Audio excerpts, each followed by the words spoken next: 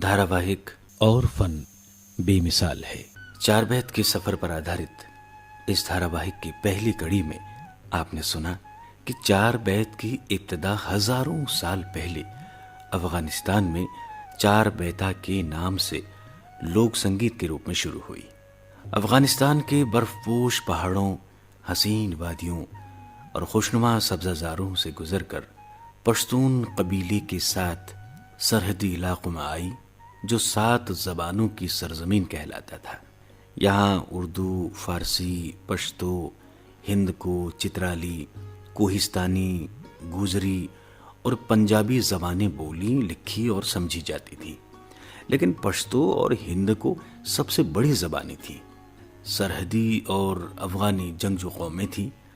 हम मिजाज होने की वजह से दोनों कौमों ने एक दूसरे को गले लगा लिया और हिंदको भाषा में भी चार बैता लिखा और पश्तो चार बैता की रजज़ की धुन में ढोल, मजीरा, दफ, छड़े, सुरना और रबाब की संगत में गाया जाने लगा।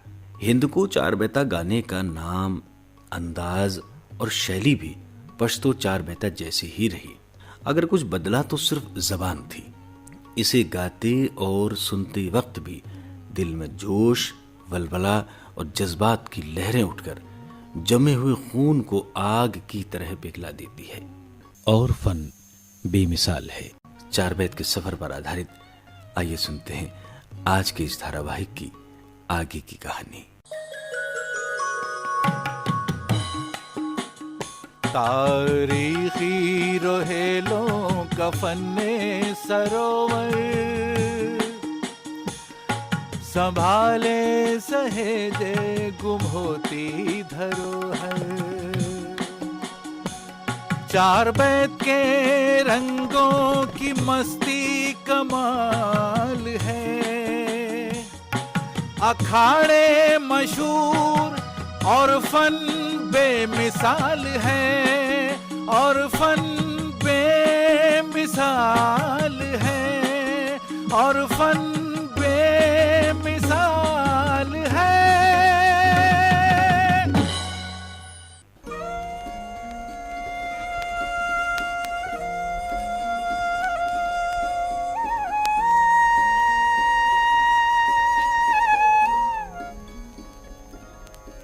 अगर तारीखी नज़रिए से देखा जाए तो उत्तरी भारत के इलाकाई रोहेलखंड में चार बैत की जन्मभूमि रियासत रामपुर 1774 में कायम हुई थी और इससे पहले 1637 में शाहजहांपुर और 1713 में फर्रुखाबाद और कायमगंज की पठानों की कॉलोनियां कायम हो चुकी थीं।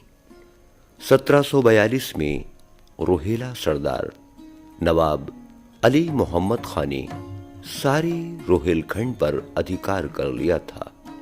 1752 में नवाब नजीबुद्दौला ने नजीमाबाद की बुनियाद रखी और लगभग इसी जमाने में नवाब अमीर खान ने रियासत टोक और नवाब अब्दुल गफूर खान ने जावरा में पठानों की हुकूमत कायम कर ली थी।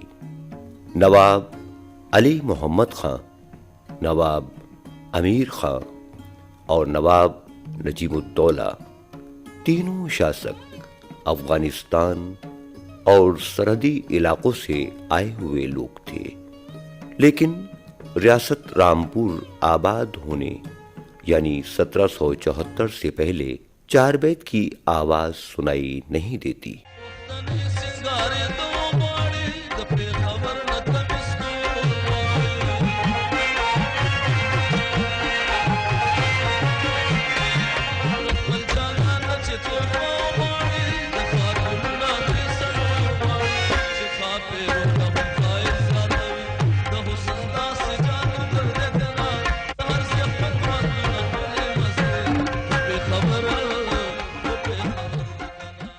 इसकी वजह यह है कि नवाब अली मोहम्मद खां सूबेदार होने की वजह से मुगल दरबारी सभ्यता में रंग चुके थे। रोहेलखंड की राजधानी आंवला में तानसेन खानदान के गायक, वादक और शायर जमा हो गए थे। ان کے بیٹوں میں نواب عبداللہ خان، نواب سعد اللہ خان، نواب محمد یار خان امیر کے درباروں میں بھی سنگیت اور شاعری کا بول بالا تھا۔ پشتو شاعروں کے علاوہ اردو شاعر قائم چاند پوری اور مصفی کا کلام درباروں اور روہیلا سرداروں کی محفلوں میں پسند کیا جا رہا تھا۔ یہ دل بھرا ہے ناب نم رہا ہے آنکھوں میں، کبھی جو روئے تھے خون جم رہا ہے آنکھوں میں، تیرے کوچے ہر بہانے مجھے دن کو رات کرنا، کبھی اس سے بات کرنا کبھی اس سے بات کرنا۔ نوابوں اور سرداروں کے رہن سہن اور زبان و ادب پر مغل تہذیب کا پورا اثر پڑ چکا تھا، لیکن عام روہیلوں کا اس تہذیب سے کوئی تعلق نہیں تھا۔ وہ اپنی روایات کو سینے سے لگائے قبائلی زندگی جی رہے تھے، لیکن دھیرے دھیرے ان کی قبائلی زبان پر بھی علاقائی زبانوں کا اثر پڑنے لگا۔ کلب علی خان فائق کہتے ہیں، روہیل کھنڈ اور فروخ آباد وغیرہ میں نووارد افغانی اور پنجابی باشندوں نے اس علاقے کی زبان اور تہذیبی قدروں کو بھی بدل ڈالا۔ 250 سال میں ان کی کئی پشتیں گزر چکیں، لیکن وہ آج بھی پنجابی کہلاتے ہیں، جبکہ ان کی زبان اردو ہو چکی ہے۔ اردو زبان پر پشتو اور پنجابی لہجے کا اثر صاف دکھائی دیتا ہے۔ ادبی زبان کتنی ہی بدل جائے لیکن بول چال کی زبان پر اثر کم ہی پڑتا ہے۔ مشہور اسکالر امتیاز علی خان عرشی کے بقول 20ویں صدی میں بھی پشتو کے ایسے 20 لفظ ہیں جنہیں پٹھان عورتیں روز مرہ کی بول چال میں گھروں میں بولتی ہیں۔ افغانستان سے ہجرت کرنے والے پٹھان حضرات جب یہاں آئے تو وہ یہاں کی آب و ہوا میں، یہاں کے ریت رواج میں رچ بس گئے۔ کافی عرصے تک ان کے اوپر اپنی مادری زبان پشتو کا اثر رہا، لیکن وہ زبان پشتو اردو میں گھل مل گئی، جن کا استعمال یہاں کی عورتیں یا پٹھان عورتیں کرتی ہیں۔ جیسے پشے، پشے کا مطلب ہے بلا، بلی کو بلانے کے لیے پش پش اور بھگانے کے لیے پشے پشے کہا جاتا تھا۔ ایک دوسرا لفظ ہے پکار، میرے خیال سے کسی دوسری زبان میں نہیں بولا جاتا پکار، لیکن پکار کا مطلب ہے پشتو میں کارآمد۔ عورتیں گھروں میں اکثر یہ بولتی تھیں یہ چیز کس پکار کی ہے یا یہ کس پکار کا ہے، مطلب بیکار ہے یہ۔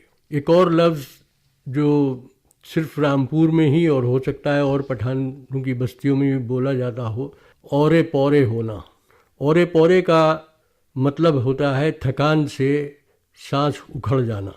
یہ رامپور میں ہی بولا جاتا ہے اورے پورے، اور افغانستان میں اس کو پور اور بولتے ہیں، لیکن یہاں عورتیں اورے پورے ہی بولا کرتی تھیں۔ ایک اور لفظ ہے پوس، جس کے پشتو میں معنی ہے احمق یا نادان۔ ایسے اس کا استعمال ایسے ہوتا تھا کسی بھولے بھالے شخص کے لیے کہ پوسا جی، پوسا جی اگر کہا تو اس کا مطلب ہے کہ بہت بھولے بھالے آدمی ہیں۔ بہت زیادہ استعمال ہوتا ہے ایک لفظ کا سیالی، اس کی سیالی کیوں کر رہے ہو، اس کا مطلب ہوتا ہے پشتو میں برابری کرنا۔ یہ لفظ اردو میں ہی آ گیا ہے، اب اردو میں بھی استعمال ہوتا ہے، اردو شاعری میں بھی استعمال ہوتا ہے سیالی۔ جو افغانی اور سرحدی پٹھان 1712 میں کٹھیر کے علاقے میں آئے، جسے 1801 میں روہیل کھنڈ کہا گیا۔ اتہاس میں انہیں روہیلا کہا جاتا ہے کیونکہ سردار داؤد خان، حافظ رحمت خان وغیرہ سردارانی روہیلا افغانستان کے علاقائی روح سے آئے تھے۔ ان کی فوج میں سرحدی پٹھان بھی تھے۔ ان کی ساری زندگی مغلوں، اودھ کے صوبے داروں، مراٹھوں، سکھوں، جاٹوں اور انگریزوں سے جنگ کرنے میں گزری۔ جب 1774 میں نواب فیض اللہ خان نے رامپور ریاست آباد کر لی تو انہیں سکون میسر ہوا۔ انہیں اپنا لوک گیت چار بیتا یاد آیا۔ وہ اپنی زبان بھول چکے تھے۔ پڑھے لکھے پیسے والے روہیلا قائم چاند پوری، مصفی اور میر درد سے متاثر ہو کر فارسی اور اردو میں غزلیں کہنا پسند کرتے تھے۔ اسی زمانے میں ایک صاحب حیثیت اور تعلیم یافتہ شخص عبدالکریم خان نے پشتو کے چار بیتہ کی طرز پر لوک گیت کی طرف توجہ کی، جسے چار بیت کہا گیا۔ ابتدا میں انہوں نے پشتو اور فارسی بھاشا میں چار بیتیں لکھی۔ پشتو چار بیت کا سرا ہے: کنی ہرو غلما پکار وادیے وے لتانا، اور فارسی چار بیت کا سرا ہے: دوست با کاشانائے غیر چرا می روی۔ لوگوں کو جمع کیا، گانے کی ٹریننگ دی۔ چار بیت کی کمپوزیشن پشتو چار بیتہ کی رجس کی دھن پر رکھی، لیکن سنگت میں صرف تنبل رہا۔ شاید روہیلا اپنے سنگت کے ساز رباب، سرنا، دف، مجیرا، چھڑے اور گھڑا بجانا بھول چکے تھے۔ ان سازوں کی کمی آج بھی محسوس ہوتی ہے۔ شاید عوام نے چار بیت کی بھاشا کو پسند نہیں کیا ہوگا، اس لیے عبدالکریم خان نے اردو میں چار بیتیں لکھنے کی ابتدا کی۔ کہ بلبلو کس نے کیا، بلبلو کس نے کیا خانہ ویرانہ تیرا، جانے من جانا تیرا، بلبلو کس نے کیا خانہ ویرانہ تیرا، جانے من جانا تیرا، تجھ کو لازم ہے پاری رخ سے تو پردے تو ہٹا، اپنی صورت تو دکھا، اپنی صورت تو دکھا، اپنی صورت تو دکھا، مار ڈالے نہ کہیں، ہمار ڈالے نہ کہیں، جھاگ کے چھپ جانا تیرا، جانے من جانا تیرا، بلبلو کس نے کیا خانہ ویرانہ تیرا، جانے من جانا تیرا، بلبلو کس نے کیا خانہ ویرانہ تیرا، جانے من جانا تیرا۔ اس 110 سال پرانی چار بیت کو سن کر ایسا لگتا ہے جیسے اردو چار بیت گو پشتو یا ہند کو چار بیتہ کا پابند نہیں ہے، بلکہ جو خیال اس کے دماغ میں آیا ہے اسے آزادی کے ساتھ تنبل کی تال پر گا رہا ہے۔ اسی آزادی نے چار بیت کی حیت میں کافی تبدیلیاں کی ہیں، اور سچ تو یہ ہے کہ چار بیت کو شاعری کے فنی اصولوں پر پرکھنا بھی نہیں چاہیے، کیونکہ لوک گیت تو دل میں پیدا ہونے والا بڑا معصوم سا جذبہ ہے جو ادب کی پابندیوں سے آزاد ہوتا ہے، چاہے وہ راجستھان کے صحراؤں میں گائے جانے والے گیت ہوں یا کشمیر کے نغمہ بار ریشم کی طرح ملائم گیت ہوں۔ سب لوک گیت فنی اصولوں کی قید سے آزاد ہوتے ہیں۔ سب کا مزاج اپنی جنم بھومی کی آب و ہوا کے مطابق ہوتا ہے۔ ابتدائی دور کی اس چار بیت میں کئی زبانوں کا ملن ہماری گنگا جمنی تہذیب اور نووارد روہیلوں کے مجاز کی یاد دلاتا ہے۔ بن دیکھے دلبر کو دل رہتا بے قرار ہے، کڑیوں نال بولتا ماڈا سائی رانجا ہیر، ٹانڈیے حسن لد گیا اب خزاں بہار ہے، بن دیکھے دلبر کو دل رہتا بے قرار ہے۔ سگری رین بیٹھ کے کاٹی میں نے یوں تمام، آیا نہ پیارا میرا کر گیا اقرار ہے، بن دیکھے دلبر کو دل رہتا بے قرار ہے۔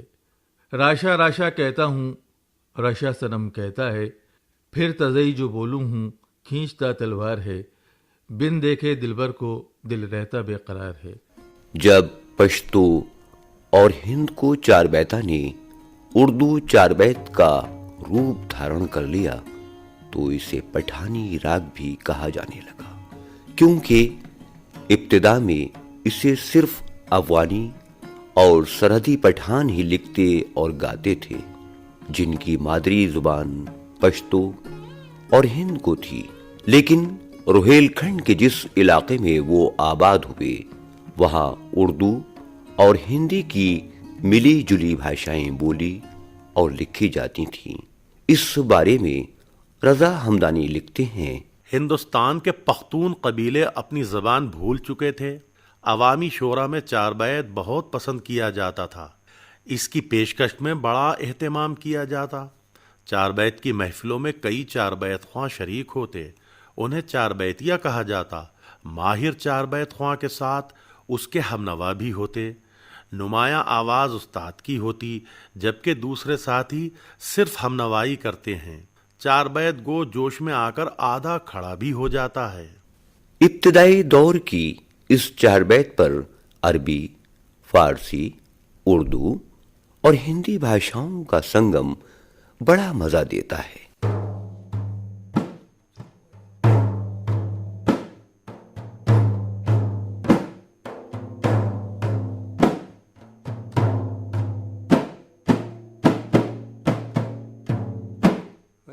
عزت جانانا گرچیم جو دیوانا درد زو گلب سان رے اکنو تو بیا سویا تاخیر مکم شاہ تاخیر مکم شاہ ارے علی ہجرت جانانا گرچیم جو دیوانا درد زو گلب سان رے اکنو تو بیا سویا تاخیر مکم شاہ تاخیر مکم شاہ۔ ارے جب شاہ نے پکارا اب کوچ ہے ہمارا کر لیجئے نظارہ، ارے کوفے ہے ہمیں جانا الہجرات جانانا الہجرات جانانا۔ ارے روزے پہ وہ نانا کے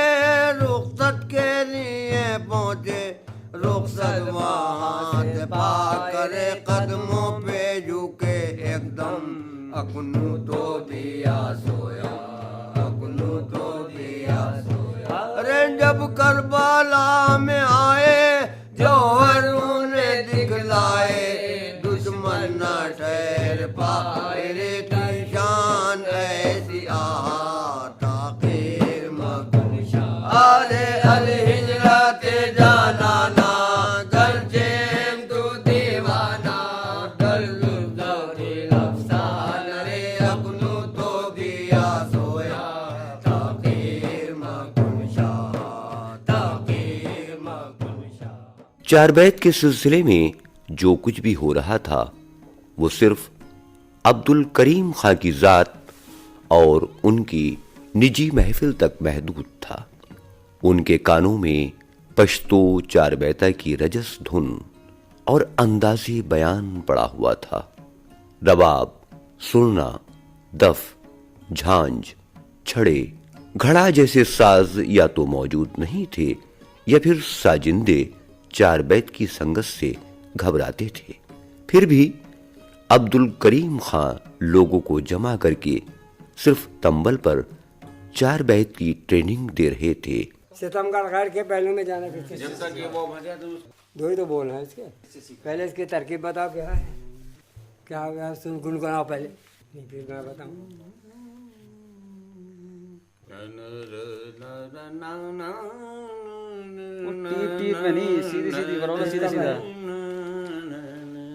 تم اپنی دھن پڑھو، بتائیے کون سی دھن ہے؟ غیر کے پہلو میں تو آپ ہی پڑھیں اسے، ایسے بھی آپ ہی پڑھیں۔ ہاں اسے بھی آپ ہی پڑھیں۔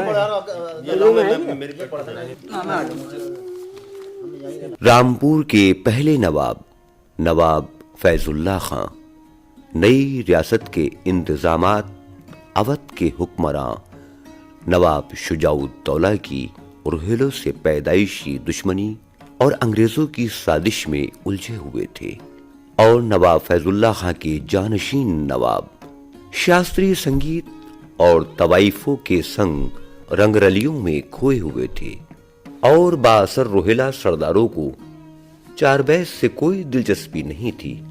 ہاں اتنا ضرور ہوا کہ محنت مزدوری کرنے والے اور کم پڑھے لکھے لوگ چار بیت میں دلچسپی لینے لگے۔ اسے پٹھان راگ بھی کہا جانے لگا۔ چار بیت رامپور یا روہیل کھنڈ میں جب آئی تو اسے پڑھے لکھے لوگوں کا کوئی ذریعہ نہیں ملا تھا جن کے ذریعے آئے، بلکہ جو روہیلے وہاں پر جنگوں میں مصروف رہتے تھے، گھروں سے دور رہتے تھے، ان کے پاس اپنا دل بہلانے کا کوئی ذریعہ نہیں تھا، تو وہ چار بیت کا سہارا لیتے تھے۔ اور چار بیت کی ابتدا چونکہ پشتو سے ہوئی تھی، اس لیے ایک الگ طبقہ بنتا چلا گیا جس نے چار بیت کو اپنایا، اور وہی طبقہ جب یہاں پہ آیا تو اس میں پڑھے لکھے لوگ شامل نہیں تھے، بلکہ معمولی پشتو جاننے والے جو یہاں آنے کے بعد اردو سے واقف ہوئے، اور اردو سے واقف ہونے کے بعد انہوں نے کہ مقامی تلمیحات اور مقامی واقعات کے تحت انہوں نے چار بیتیں کہیں۔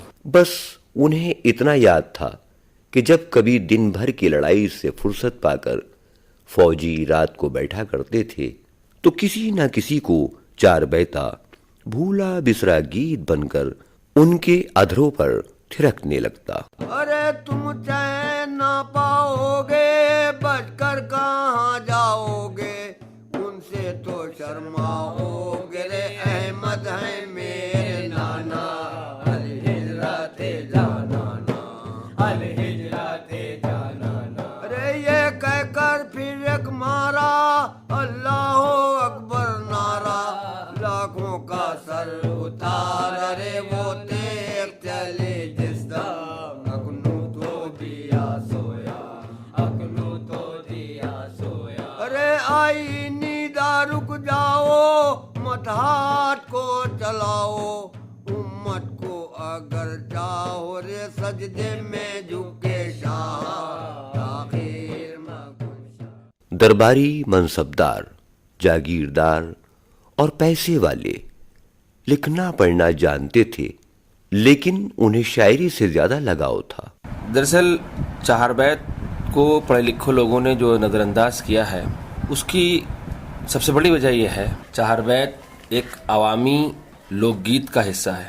لوک گیت کا معاملہ یہ ہے کہ لوک گیت اسے کہا جاتا ہے کہ جو عوام میں سینہ بسینہ اس کی حیثیت ہو، اور دوسری بات یہ ہے کہ عوام میں یہ لوگ نہ جانتے ہوں کہ یہ کس نے تخلیق کیا ہے، کس نے لکھا ہے، اور وہ ان کے زبانوں پر چڑھا ہوا ہو۔ دوسری بات یہ ہے کہ وہ فن کی وہ باریکیاں نہ جانتے ہوں لیکن اس سے محظوظ ہوتے ہوں۔ چار بیت کے سلسلے میں یہ جاننا ضروری ہے کہ صرف رامپور میں تک بندی کی جا رہی تھی۔ ٹوک اور نجیم آباد بھی نووارد پٹھانوں کی کالونیاں تھیں، وہاں بالکل خاموشی تھی۔ ٹوک کے حاکم نواب امیر خان اور نجیم آباد، سہارنپور اور میرٹھ وغیرہ کے صوبے دار نجیب خان، رامپور کے پہلے نواب فیض اللہ خان کے والد نواب علی محمد خان کی فوج میں نوکر تھے۔ نواب نجیب الدولہ کی ساری زندگی جنگوں اور دلی کے مغل شاسک شاہ عالم کی حکومت کا انتظام کرنے میں گزری، اس لیے وہاں کے پٹھان چار بیت سے دور رہے۔ مجھے جو اس میں وجہ محسوس ہوتی ہے وہ کلچرل امپیریلزم کی ہے، اس لیے کہ نہ صرف یہ کہ نجیب آباد بلکہ راجستھان کے بھی بہت سے راجا، اور یہ جب ان کا تعلق دلی سے زیادہ رہا تو انہوں نے اپنا جو کلچر تھا اس پہ توجہ کم کی، بلکہ وہ کلچر جو جس کا پروموشن شاہجہان آباد میں ہو رہا تھا وہ ان کا اٹریکٹنگ پوائنٹ بنا۔ اچھا، پھر یہ تھا کہ جو ریجنل کلچر تھے ان پر شاہجہان آباد کا کلچر حاوی تھا، تو جیسے میر تقی میر لکھنؤ گئے تو ان کا ویلکم نہیں ہوا، اس لیے کہ وہ لوگ یہ سمجھ رہے تھے کہ شاہجہان آباد جو ہے ایسی ختم ہو گئی جگہ۔ لیکن میر تقی میر کا ہی ایک شعر ہے کہ خرابہ دلی کا لکھنؤ سے بہتر تھا، وہیں ہے کاش مر جاتا سراسیمہ نہ آتا یہاں۔ تو جو ریجن کے لوگ ہیں وہ اپنے آپ کو سپیریئر سمجھ رہے تھے کیونکہ سینٹر کا ڈاؤن فال ہو رہا تھا، لیکن جو بیلی وغیرہ جو دوسرے ہسٹورینس اب انہوں نے 18 سینچری پہ لکھنا شروع کیا ہے تو ان کا ماننا یہ ہے کہ یہ جو تھیوری پہلے ارون اور دوسرے ہسٹورینز نے دی تھی کہ پولیٹیکل پاور کے بعد کلچرل فال بھی ہو گیا، یہ سمجھ غلط ہے۔ تو کیونکہ نجیب الدولہ کا تعلق شاہجہان آباد یا دلی سے زیادہ رہا اور ان کی آرمی کا بھی انوالومنٹ وہیں رہا، تو مجھے یہ محسوس ہوتا ہے کہ وہ اپنے کلچر سے زیادہ دور ہو گئے، جو ان کا ریجنل کلچر تھا۔ اس کی ایک مثال میں آپ کو ایسے دوں کہ جب بہت سے لوگ قصبات سے مائیگریٹ کر کے دہلی گئے تو ان کے بات چیت میں، ان کی سمجھ میں، ان تمام چیزوں میں 20th سینچری کی بات میں کر رہا ہوں، فرق آیا۔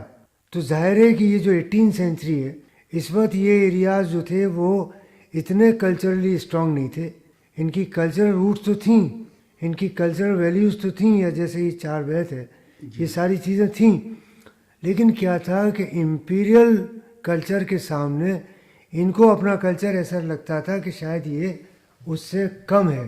تو مجھے لگتا ہے کہ نجیب آباد کے ساتھ بھی وہی، یا نواب نجیب الدولہ کے ساتھ بھی وہی چیز پیش آئی کہ ان کا وہاں زیادہ دن رہنا یہ ہوا کہ وہ اس سے مغلوب ہو گئے شاہجہان آباد کے کلچر سے، تو نواب نجیب الدولہ پر بھی وہ اسی کا اثر پڑا، اور ان کی زبان، ان کا کلچر، وہ تمام اور ریجنل ویلیوز جو تھیں ان میں اور ان کی آرمی میں آہستہ آہستہ کم ہونا شروع ہو گئی۔ افسوس کہ رامپور کے ابتدائی دور کے تک بندی کرنے والے، چار بیت کہنے والوں کا کلام کسی کو زبانی بھی یاد نہیں رہا، لیکن خوشی اس بات کی ہے کہ عبد الکریم خاں کی کوشش سے کسی نہ کسی حیثیت سے چار بیت عوامی لوک گیت بن کر زندہ رہی، اور اردو شاعری میں فوک سانگ کی صنف کا اضافہ ہو گیا۔ بھلے ہی چار بیت کو اردو شاعری میں وہ ادبی حیثیت نہ ملی ہو جس کی وہ مستحق ہے، لیکن اجمل خٹک کی رائے سے انکار نہیں کیا جا سکتا۔ کسی ملک کے لوک گیت ہی عوام کا حقیقی سرمایہ ہوتے ہیں۔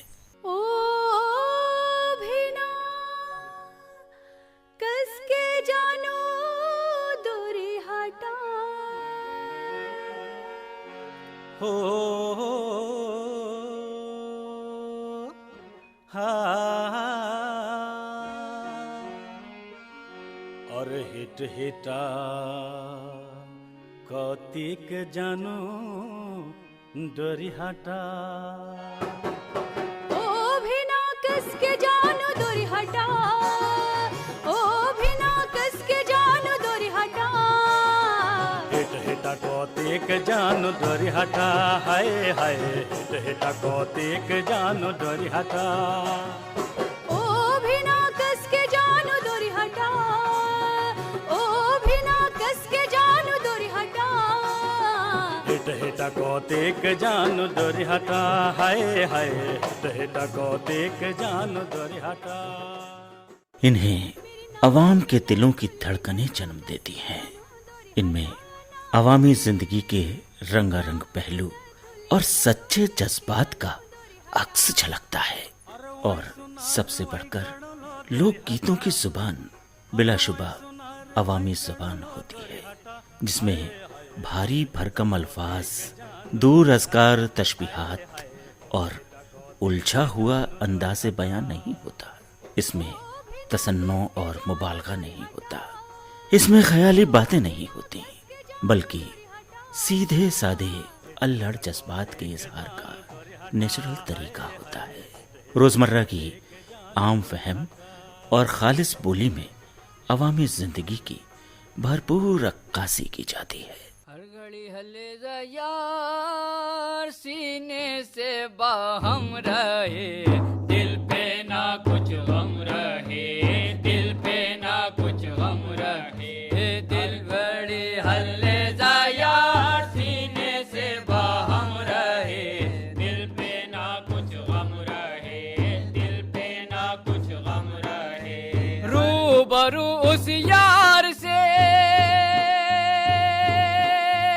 अपनी मुलाकात हो, और ना कोई साथ हो, और ना कोई साथ हो, हाथ में भी हाथ हो, हाथ में भी हाथ हो,